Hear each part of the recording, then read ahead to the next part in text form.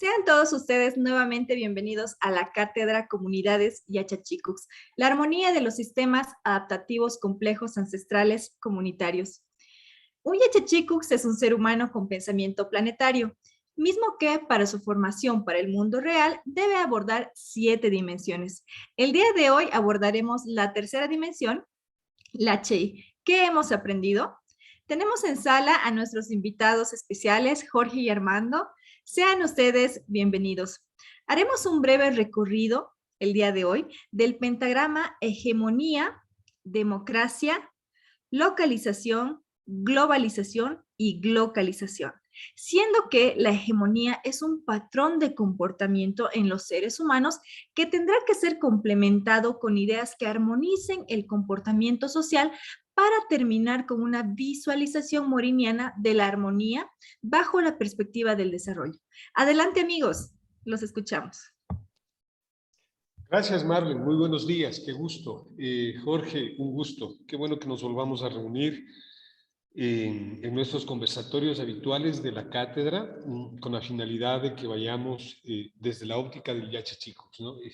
Cada vez que puedo o que me dan la posibilidad de abrir los diálogos, recuerden que siempre me gusta resaltar el Yachachicucs, su significado y más allá que su significado etimológico, más bien un significado de vida, ¿no? El que se hace enseñar.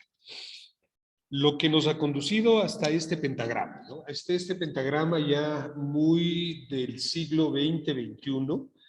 Si nosotros nos ponemos a analizar el origen de las hegemonías, o si tratamos de buscar teóricos, o si tratamos de buscar teorías relacionadas a la hegemonía, caramba, se vuelve un poco complicado. Autores como Chomsky o autores como Gramsci, me parece que es mi estimado Jorge, abordan la hegemonía desde diferentes ópticas que casi caen siempre en la parte política, económica o social, ¿sí? Ya saben ustedes que Yachachicucs trata de abrirse. Sin embargo, en ese recorrido nosotros podríamos visualizar que desde todos estos miles de años que hemos sintetizado el recorrido, la humanidad ha pasado por hegemonías visualizadas desde diferentes ópticas, ¿no? Diferentes tipos de hegemonías, diferentes tipos de globalización, diferentes tipos de localización. Si me permites, más adelante vamos a aclarar estos términos, mi estimado Jorge.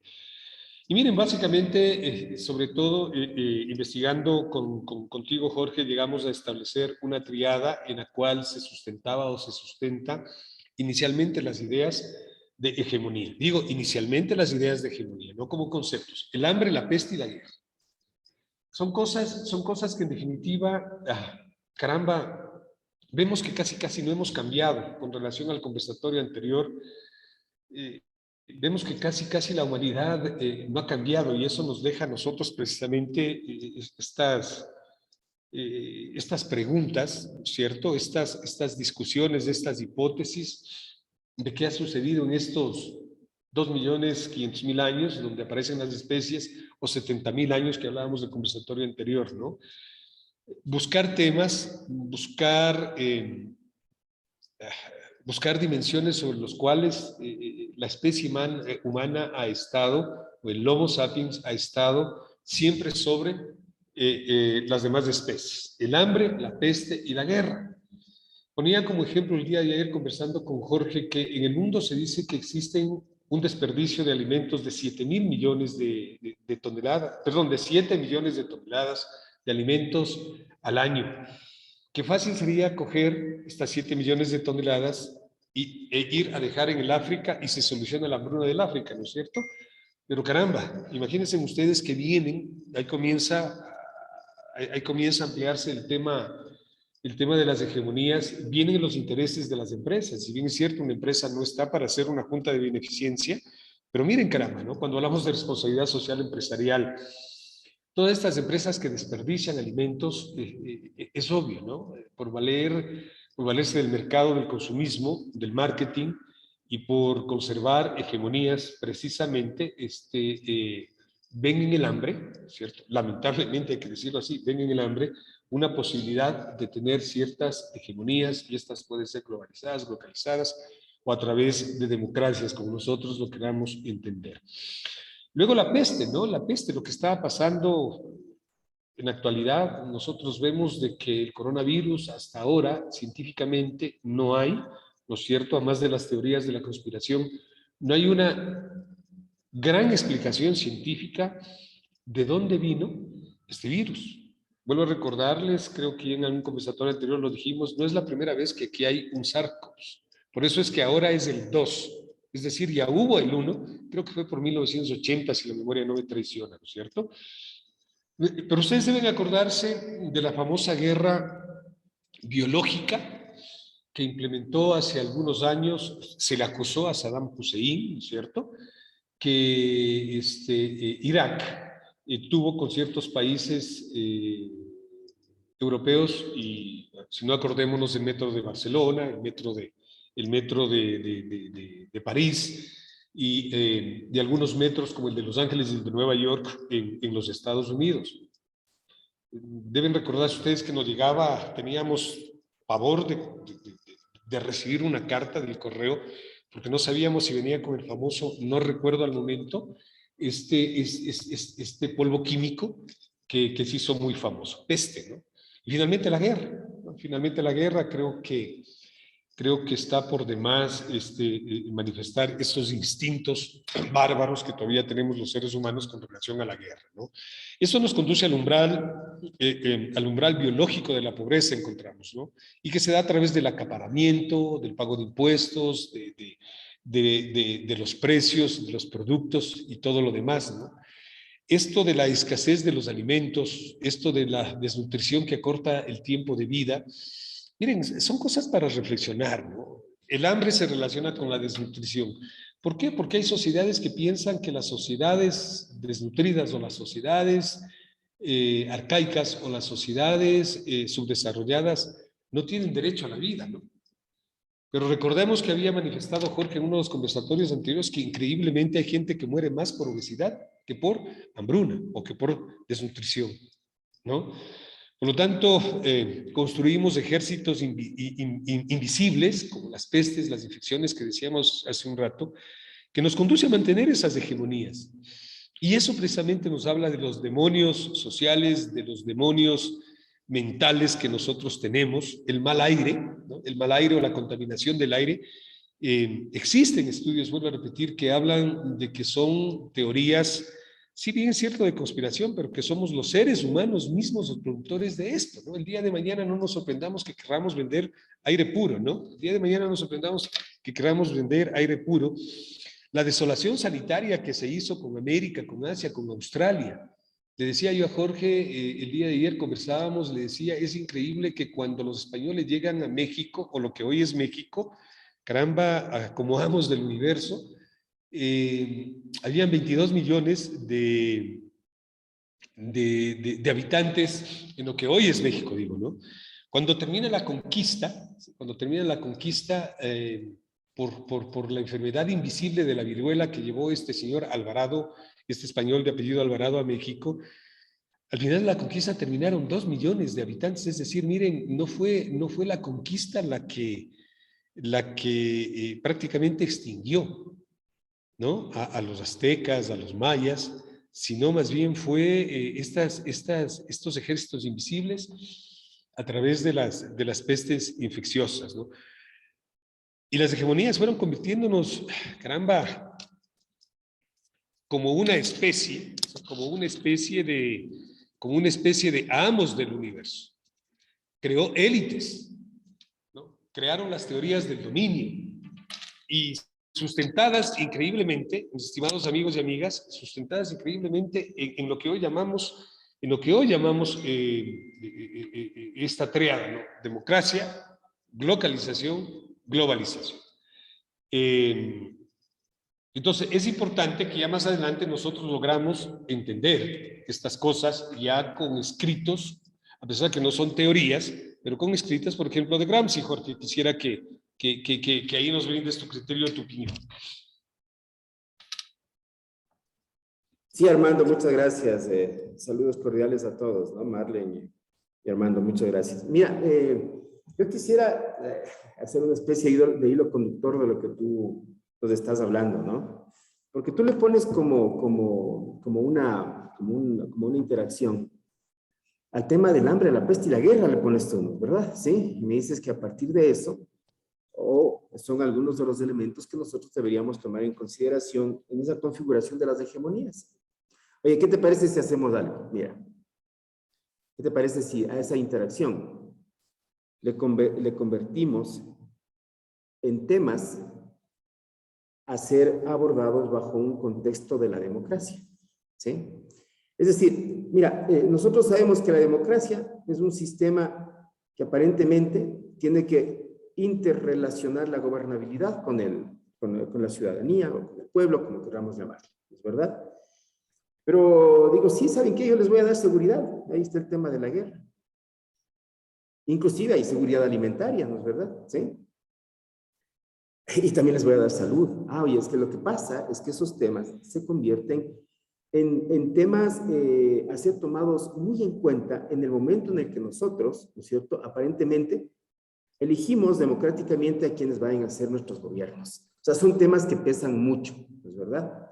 Entonces, ahí yo podría decir que, mira, sucede que la democracia puede ser una forma de armonización de las hegemonías. Sí, sí. Vamos a llamarle así ya, porque estamos en el tema de la armonía, ¿no es verdad? Vamos a armonizar. Lo que pasa es que después tuvo ciertos tintes la democracia, ¿no? Tuvo un tinte de electivo, tuvo tintes de participativo. No sé qué tan participativas hayan sido las democracias, porque en el momento en que nosotros cogemos y empezamos a generar ya el gobierno, una vez que elegimos, ¿no es cierto? El pueblo deja de ser participativo, que es uno de los temas. Entonces, la tan anhelada democracia, el tan anhelado poder del pueblo que dice ahí en la pantalla, como que se ve relegado al poder que nosotros le conferimos a nuestros gobiernos, ¿no es cierto? Pero bueno, este es un contexto que nosotros lo vemos bajo una relación Estado, al interior del Estado, pero también podemos verlo bajo diferentes enfoques. Pero también yo quisiera sumarle a este análisis algo que en algún momento un estimado amigo que por acá colabora con la red, y espero que en algún momento ya le invitemos a nuestros conversatorios, a Raúl Guzmán, él nos decía, oigan, es que lo que pasa es que las sociedades a nivel mundial siempre han sido conflictivas. Eso es lo que nos decía. Y si alguien inventa algún método o algún mecanismo para tratar de solucionar los conflictos, eso va a dar un aporte bastante grande dentro de lo que es la evolución de las sociedades humanas. Y claro, queríamos tomarle nosotros la palabra a nuestro estimado amigo. Y en algún momento nosotros decidimos hacer una investigación muy corta, que en algún momento la vamos a seguir alimentando, ¿no es cierto? Y cuando decíamos, oigan, ¿y bajo qué condiciones se han desarrollado las relaciones planetarias? Resulta que, si ordenamos esto aquí, ¿no?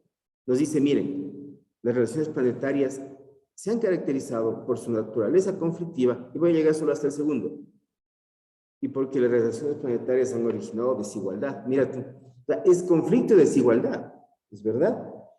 Y claro, encontramos el conflicto en diferentes aristas y la desigualdad también en diferentes aristas, ¿no?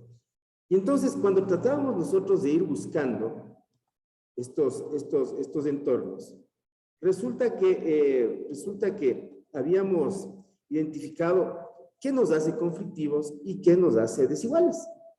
Y miren, también de aquí vamos a coger unos 5 o 6 de los elementos. Miren, acumulación de capital como criterio de medición del crecimiento de los países, capitalismo y crecimiento del capital.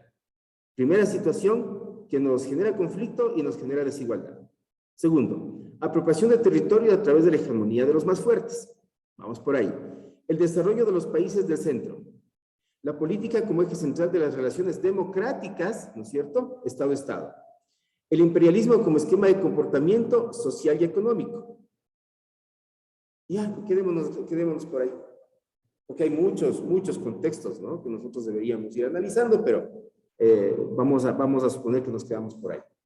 Entonces la palabra hegemonía, la palabra conflicto, la palabra centro, la palabra democracia, la palabra comportamiento social, nos hace pensar que nosotros hemos desarrollado como especie humana, ¿no?, un contexto hegemónico.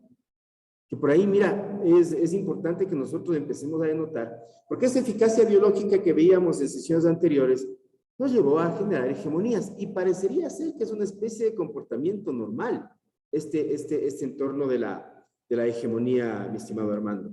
Y mira tú, ¿cómo podríamos nosotros tejer la idea de hegemonía más democracia, atándole a conceptos que tienen que estar unidos, ¿no? Globalización, localización y el tema de la localización.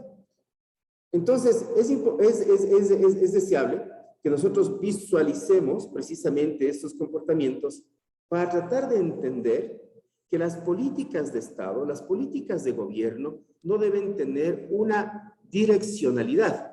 Ejemplo. Sabemos que estamos en un mundo globalizado, pero la idea de globalización se sustenta en el crecimiento económico. Sabemos que estamos en un mundo globalizado, pero la idea de globalización se sustenta en el desarrollo, y ahora en el desarrollo sostenible. Allá.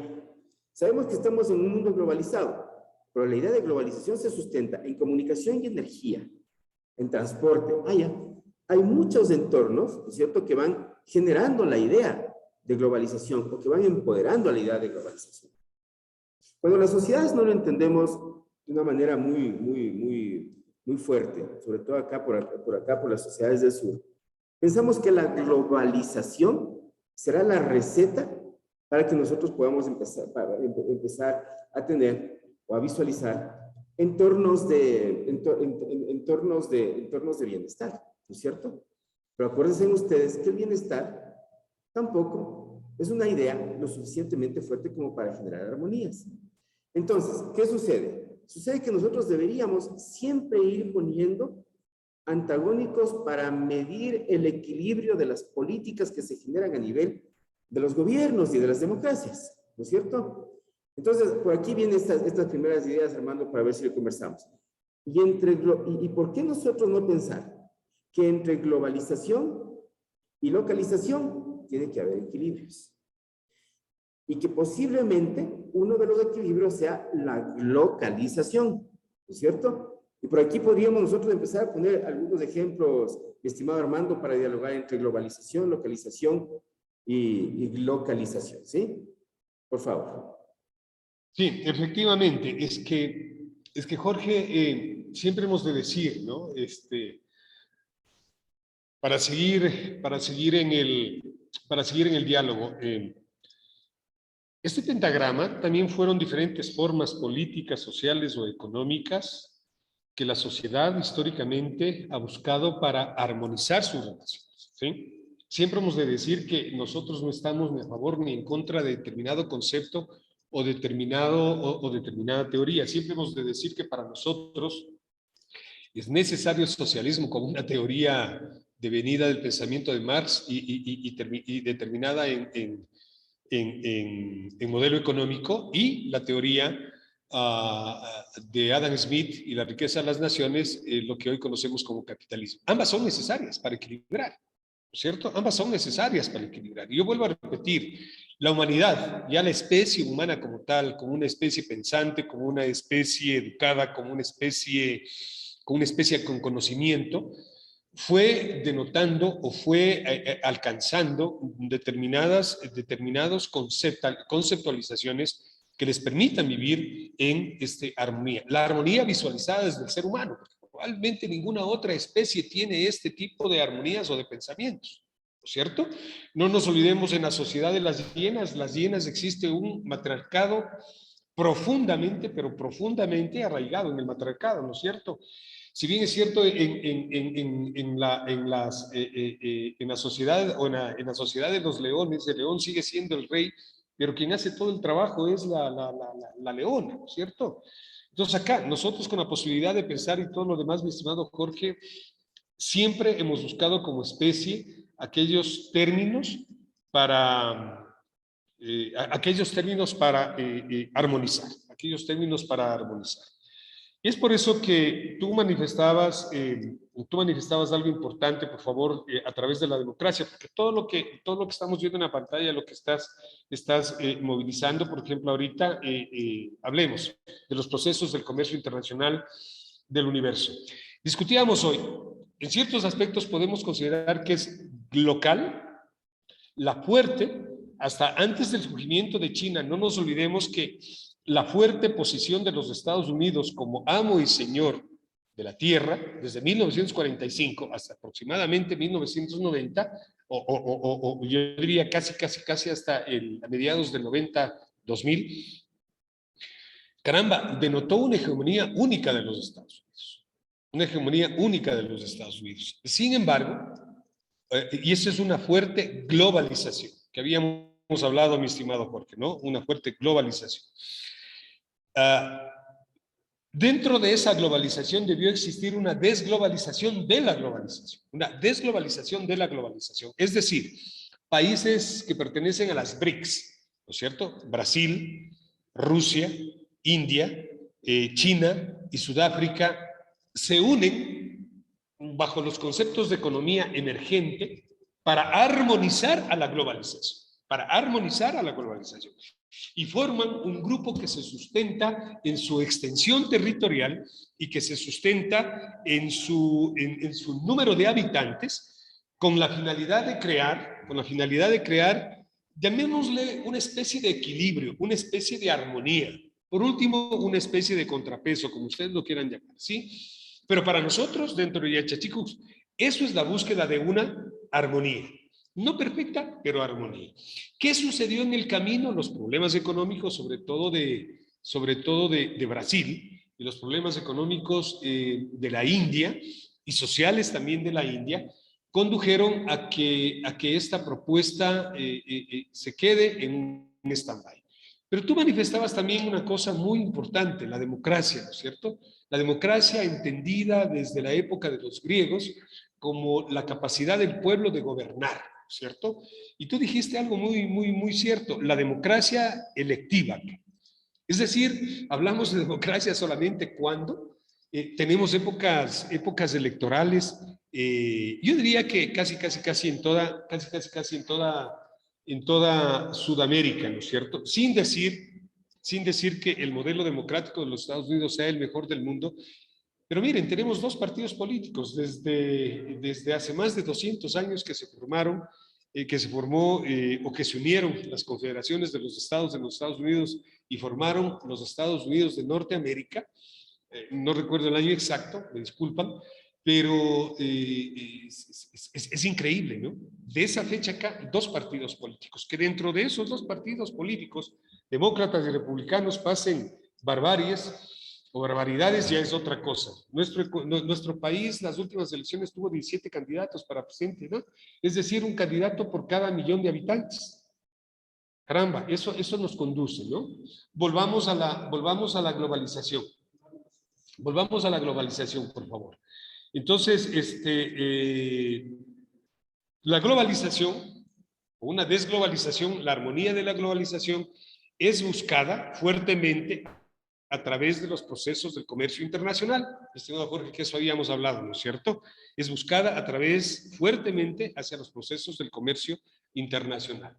Es así que Thatcher y Reagan, en 1989 y 1990, dan inicio, ¿no es cierto?, a un fuerte proceso de globalización sustentado en el equilibrio del comercio internacional que debían tener los actores o los países actores del comercio, ¿no es cierto? Denotándose en este campo y en este sentido, mi estimado Jorge y mi estimada Marlene, que quienes se iban a beneficiar iban a ser precisamente los países en vías de desarrollo, llamados en esa época, hoy llamados países de la periferia, ¿no? Y esto estábamos discutiendo fuertemente hace un momento, Jorge, ¿no es cierto? Entonces, ¿qué es globalización? ¿Qué es glocalización? ¿Y qué es localización? Puse el ejemplo de los Estados Unidos porque es el ejemplo de una fuerte localización, ¿no? Una fuerte localización hasta cuando comienzan las grandes compañías norteamericanas a trasladarse a la China, ¿no es cierto? Y no se dieron cuenta que los chinos iban empoderándose no solamente de la mano de obra, sino también del conocimiento. E irrumpe la China hace 20 años, si la memoria no me traiciona, me corriges, Jorge, e irrumpe la China de tal forma, de tal manera que comienza a convertirse, ¿no es cierto? Que comienza a convertirse en un fuerte, pero un fuerte opositor de los Estados Unidos en cuanto a hegemonía y en cuanto a producción industrial. Y mira cómo se van equilibrando las fuerzas, se van armonizando las fuerzas, ¿no? Y cómo se van, hasta que surge también, ¿cierto? Surge también la parte contrahegemónica del neoliberalismo, surgido precisamente en la globalización, a través de diferentes mecanismos, a través de diferentes formatos, a través de diferentes formas de pensar, de visualizar lo que nosotros estamos denotando en este conversatorio: hegemonía, democracia, globalización, perdón, localización, globalización y glocalización. Entonces también estábamos abordando este tema, Jorge, ¿no? La glocalización, que quisiera ahí más bien que desde el conversatorio que teníamos antes de ponernos frente a la pantalla, Jorge, lo manifiestes, por favor, ¿no? El comercio internacional tiene una fuerte injerencia en esto de la globalización y hoy podríamos hablar de una glocalización, ¿no? Gracias, Armando. Mira, yo creo que los paradigmas de pensamiento han ido cambiando mucho, sobre todo por acá, desde inicios del siglo XX, ¿no? Porque de repente será importante que nosotros comprendamos que a inicios del siglo XX nosotros vivíamos una realidad muy diferente, ¿no? La primera realidad enfocada eminentemente en las relaciones entre estados, era muy estatocéntrico, ¿sí? Era estado-estado. Nosotros como ciudadanos le dábamos la posibilidad de manejar la gobernabilidad y el gobierno y la representatividad a las personas que elegíamos, y ellos tenían que hacer las funciones con los otros estados. Eso era estatocéntrico, ¿no es verdad? Pero después de la Segunda Guerra Mundial, lo que sucede es que el paradigma de pensamiento debería cambiar y nos vamos hacia la idea de sociedades globales interdependientes, que eso es interesante que le manejemos. Aparecen organismos internacionales, ¿ya?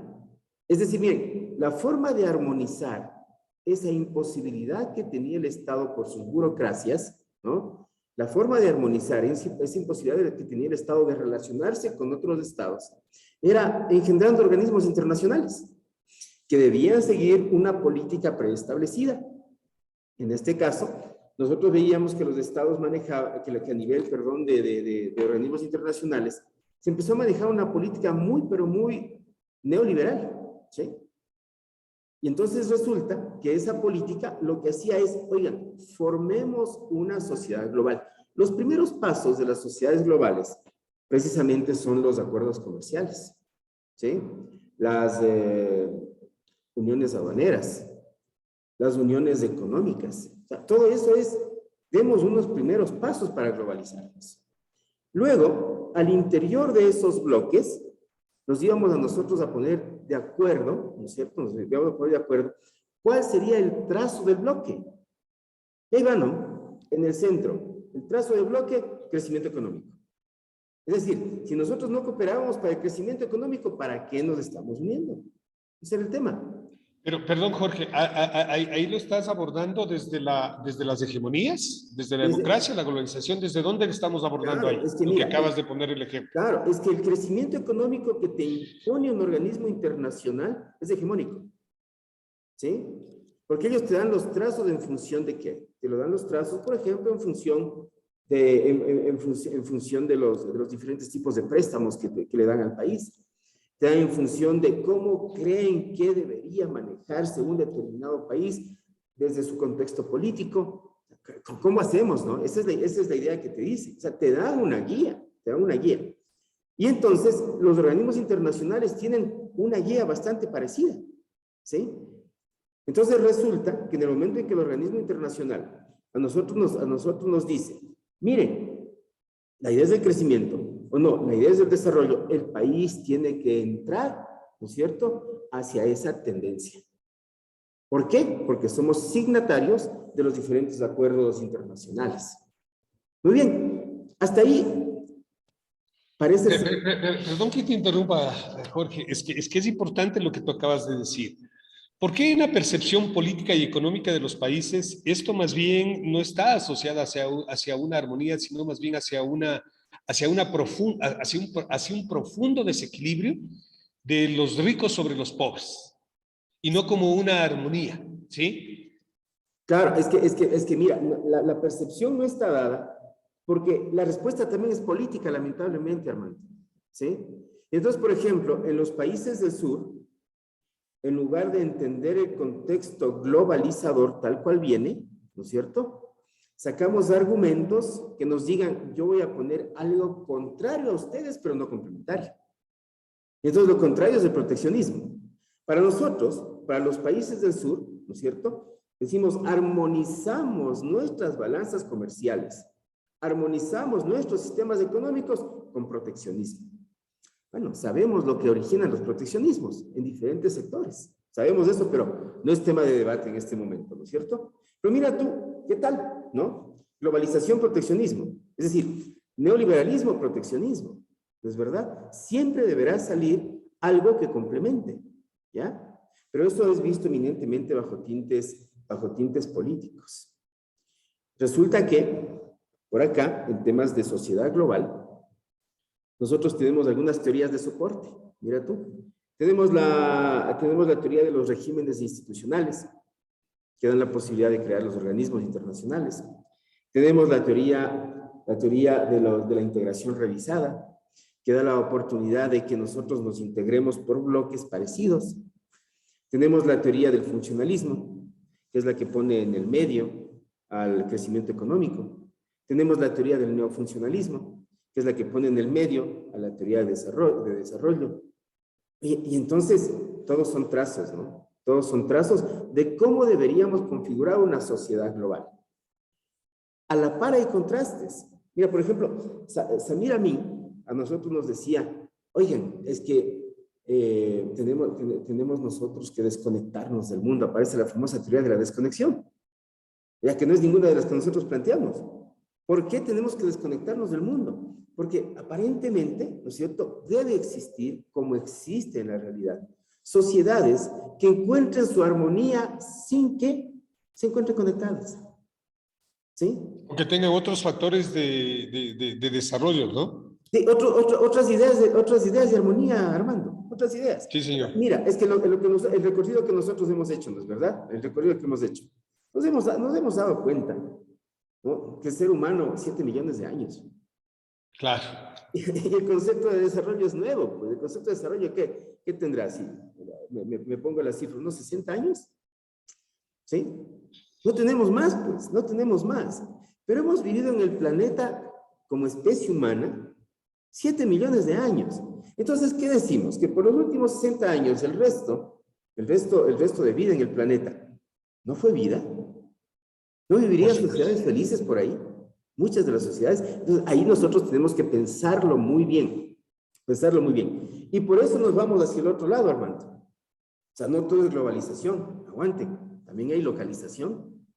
Es decir, tenemos que comprender que, si bien es cierto, hoy por hoy contamos con tecnologías de comunicación, contamos con tecnologías energéticas, contamos con una serie de tecnologías que nos hacen pensar a nosotros que vivimos en sociedades globalizadas, pero también hay el otro tipo de sociedades, ¿sí? Hay sociedades localizadas y no podemos decir que las ideas o que la forma o estilo de vida que tienen estas sociedades, ¿no es cierto?, no sea el estilo de vida que ellos quieren tener.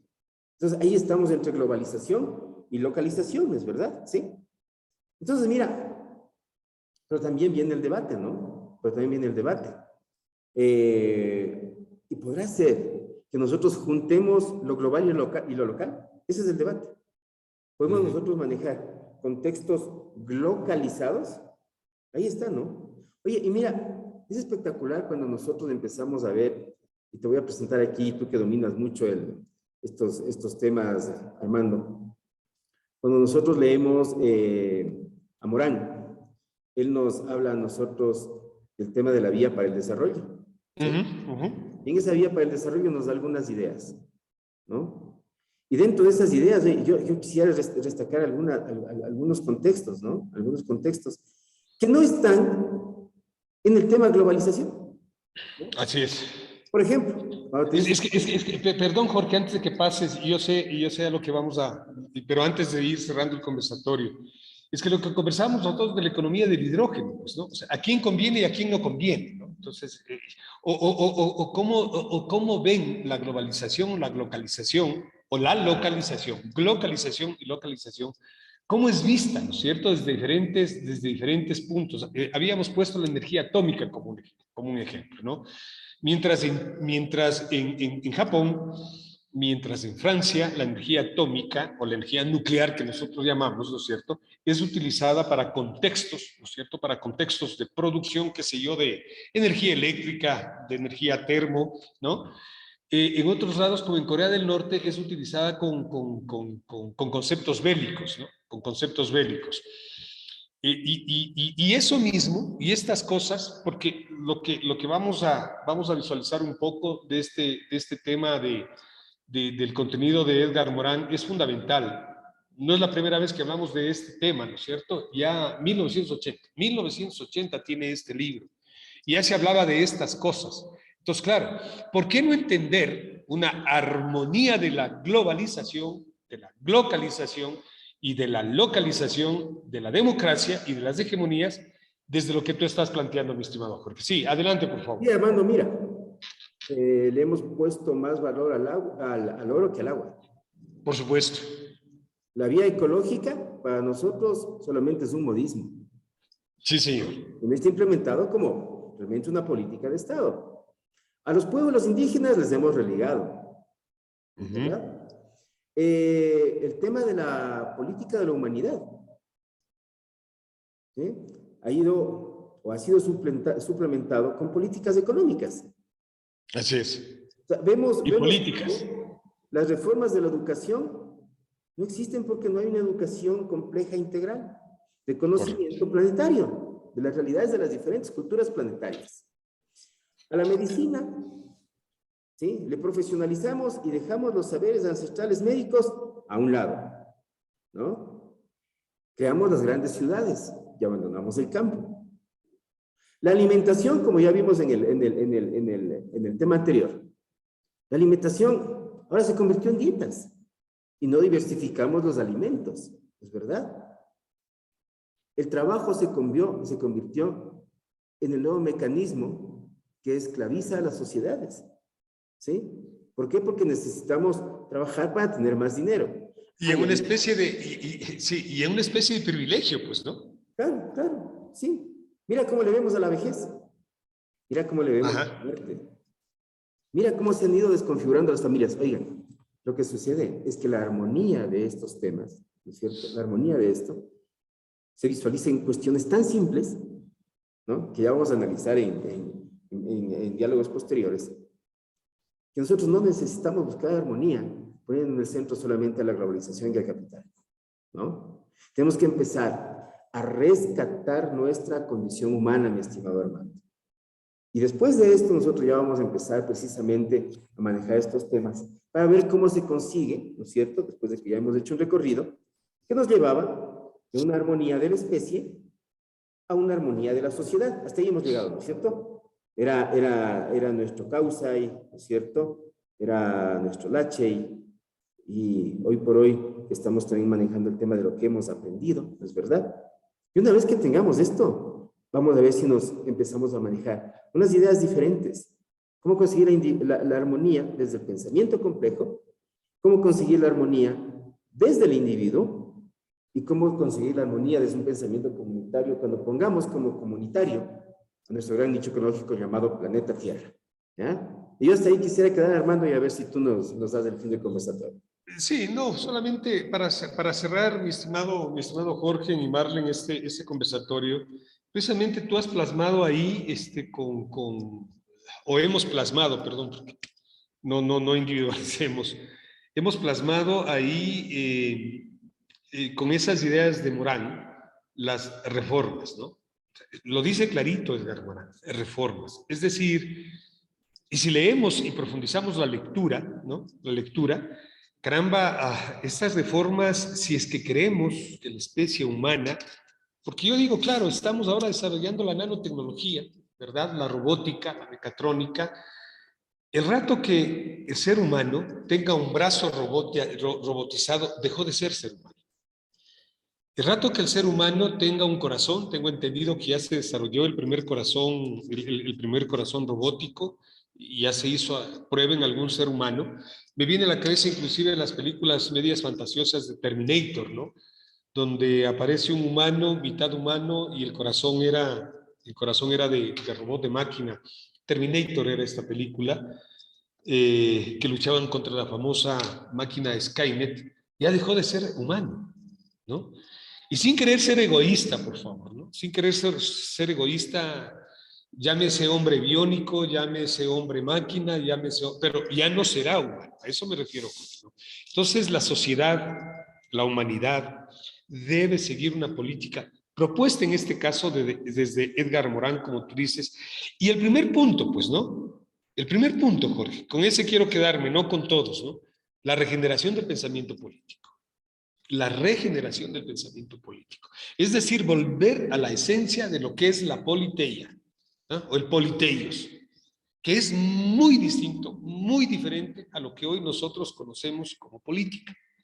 Hablamos de política de Estado, hablamos de política económica, hablamos de política social, hablamos de política de salud, hablamos de política educativa, hablamos de políticas. Pero en definitiva, ¿cómo la política puede ser entendida volviendo a los albores de la etimología de la parte política? Y para esto precisamente, Jorge, es necesario, y Marlene, reformas. Tú hiciste un recorrido de esas reformas. Volvamos a pensar en una verdadera alimentación saludable. ¿Cómo? ¿A través de qué? ¿No? Y todo eso lo ven ustedes, todo eso lo podemos visualizar en el contenido que nosotros hemos puesto en esta última parte. Es decir, de todo lo que hemos hablado desde la hegemonía, este es el mecanismo que nosotros proponemos a través del pensamiento complejo de Edgar Morin, de una verdadera armonización, ¿sí? De una verdadera armonización. Muchas gracias, Jorge, muchas gracias, Marlene, por la oportunidad de estar nuevamente en un conversatorio. Muchas gracias a ustedes, amigos. Realmente nos dejan grandes reflexiones que debemos empezar a entender y a cuestionar. El día de hoy abordamos el pentagrama: hegemonía, democracia, localización, globalización y glocalización, para lo cual haremos un resumen de lo visto el día de hoy. En el recorrido de la hominización encontramos nudos jordanos en donde los equilibrios se fueron construyendo en base a barbarias culturales, sociales y humanas. Los procesos de cambio se gestaron en transiciones llenas de incomprensión. Sin embargo, permitieron sincronizar los elementos que confluyen en coincidencias de hechos y fenómenos dados a lo largo de la historia en el espacio-tiempo de Einstein. Se entiende la relatividad del tiempo. Si la sincronía es una coincidencia del tiempo, entonces la sincronía es relativa.